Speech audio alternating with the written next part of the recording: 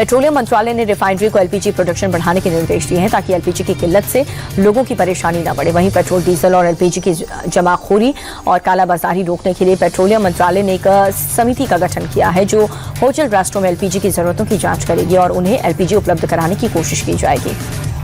तेल और गैस संकट को लेकर के विपक्ष ने सरकार पर सवाल उठाना शुरू कर दिया। समाजवादी पार्टी के सांसद रामगोपाल यादव ने साफ कह दिया है कि सरकार स्टॉक को लेकर के देश की जनता को गुमराह करेगी। सरकार की नीतियों से देश को नुकसान हो रहा है। वहीं जेएमएम सांसद महुआ माझी ने रांची में पेट्रोल पंप से लेकर के गैस एजेंसियों में लंबी कतार देखने को मिल रही है। सरकार को अपनी नीति स्पष्ट करनी चाहिए। मिडिल ईस्ट में चल रही जंग का असर देश में दिखने को लगा है। देश के बड़े शहरों में कमर्शियल सिलेंडर की किल्लत हो गई।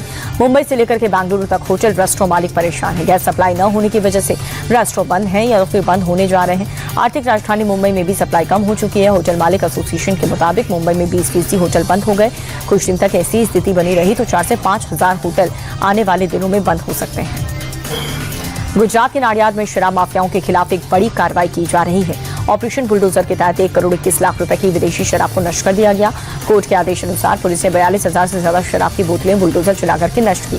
बता दें कि गुजरात एक ड्राई स्टेट है, यानी कि यहाँ पर शराब बंदी लागू है। बीते 4 साल में नाडियाद डिवीजन में प्रशासन ने 20 करोड़ से ज्यादा की शराब को नष्ट कर दिया है। सीएम योगी आदित्यनाथ की मां पर अभद्र टिप्पणी को लेकर के मौलाना सलीम की टेंशन बढ़ गई है। मौलाना सलीम के खिलाफ यूपी के 83 थानों में एफआईआर दर्ज हुई। पूरे यूपी में मौलाना के बयान के खिलाफ आक्रोश है। लखनऊ, अलीगढ़, बलरामपुर समेत कई शहरों में प्रदर्शन किया गया। आरोपी मौलाना की जल्द से जल्द गिरफ्तारी की मांग की जा रही है। हिंदू संगठन की ओर से कल पुतला दहन भी किया गया था। दिल्ली के तरुण मर्डर केस पर ओवैसी की पार्टी का शर्मनाक बयान सामने आया। दिल्ली एआईएमआईएम के अध्यक्ष शोएब जमाई ने कहा कि सेल्फ डिफेंस में तरुण का मर्डर हो गया है। शोएब जमाई ने कहा कि मुस्लिम महिलाओं के साथ छेड़छाड़ हुई। तरुण जिम से लड़कों को साथ लेकर मारपीट करने पहुंचा था और इसी दौरान खुद को बचाव में तरुण की दुर्भाग्यपूर्ण हत्या हो गई। बता दें कि उत्तम नगर में होली के रात तरुण की हत्या कर दी गई। मुस्लिम पक्ष के 18 से 20 लोगों ने लाठी, डंडे, ईंट, सरिया से उसे बेरहमी से पीटा था। आउटर नॉर्थ दिल्ली में देर रात पुलिस और बदमाशों के बीच मुठभेड़ हो गई। एनकाउंटर के पुलिस ने बवाना हत्याकांड के 2 आरोपी मोहम्मद इरफान और श्रेय पांडे को धर दबोचा। मुठभेड़ में दोनों आरोपियों के पैर में गोली लगी। घायल अवस्था में दोनों को अस्पताल में भर्ती करवा दिया गया। आरोपियों ने पुलिस पर गोलीबारी करके भागने की कोशिश की थी। जवाब में पुलिस ने फायरिंग की, जिसमें बदमाशों के पैर में गोली लगी। दोनों तरफ से करीब 11 से 12 राउंड गोलियां चली। शेयर बाजार तेजी के साथ बंद हुआ। सेंसेक्स 640 अंक चढ़ करके 78,205 के स्तर पर बंद हुआ। निफ्टी में भी करीब 233 अंकों की तेजी दर्ज की गई है, जिसके बाद निफ्टी 24,262 पर बंद हुआ। बाजार में बैंकिंग, ऑटो, एफएमसीजी के शेयर्स में सबसे ज्यादा बढ़त दर्ज की गई। भारतीय बाजार के साथ एशियाई बाजार में तेजी रही। शेयर मार्केट पर मिडिल ईस्ट में चल रहे युद्ध के कारण उतार चढ़ाव रहा।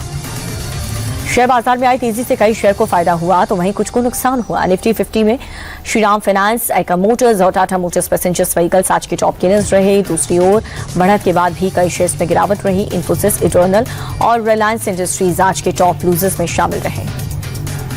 अमेरिकी डॉलर के मुकाबले रुपया अपने निचले स्तर से थोड़ा सा उभरा है। डॉलर के मुकाबले रुपए में आज 36 पैसे की बढ़त रही, जिसके बाद 1 अमेरिकी डॉलर की कीमत 91 रुपये 85 पैसे हो चुकी है। इंटरनेशनल मार्केट में कच्चे तेल की कीमतों में आई गिरावट के कारण रुपया मजबूत हुआ।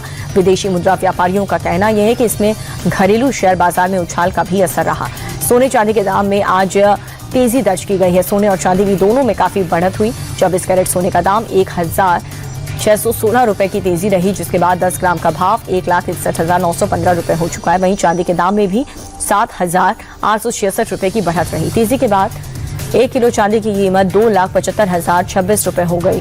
दुनिया में चले तनाव के बीच सोने चांदी के दाम में उतार चढ़ाव जारी रहा।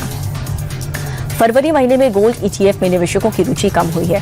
एएमएफआई के आंकड़ों के मुताबिक फरवरी में गोल्ड ईटीएफ में निवेश 5,255 करोड़ रुपए पर आ गया, जो जनवरी के मुकाबले काफी कम है। दरअसल जनवरी में गोल्ड ईटीएफ में 24,040 करोड़ रुपए का रिकॉर्ड इन्वेस्टमेंट हुआ था। एक्सपर्ट्स का मानना यह है कि जनवरी में रिकॉर्ड इन्वेस्टमेंट से लोगों ने ब्रेक लिया है, जो कि सामान्य प्रक्रिया है।